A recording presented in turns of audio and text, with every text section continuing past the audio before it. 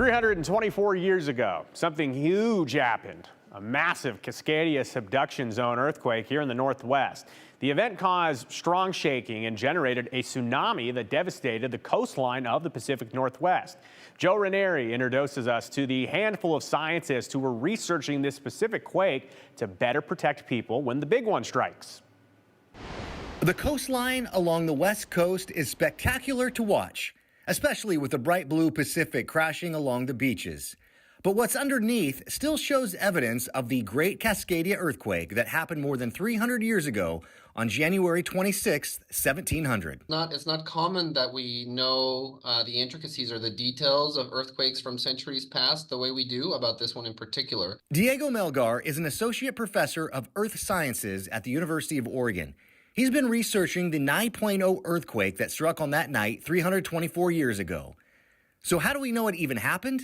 We know because of clues in the landscape that have been left behind by that earthquake, the very famous ghost forests that are up and down our coast, forests that subsided. The land dropped 6 feet during the earthquakes. Those trees went into the ocean and were left behind. That these forests were from Northern California to BC.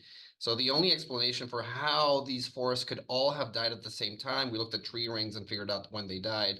The only logical explanation is a really big earthquake. 9 hours after the earthquake struck the coast, the waves of the tsunami started to reach Japan.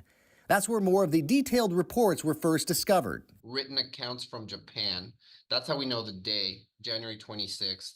Written accounts from Japan of what we now call the orphan tsunami, a tsunami that killed people in Japan, that produced damages in Japan, but for which there was no shaking. There was no earthquake. When the earthquake happened, it shook much of the Pacific Northwest for up to 2 minutes as a tsunami hit the coast with a maximum wave height of 65 feet. The Great Cascadia earthquake still ranks as the 5th strongest ever. The earthquake in Indonesia in 2004 and the Japan earthquake of 2011 were slightly stronger.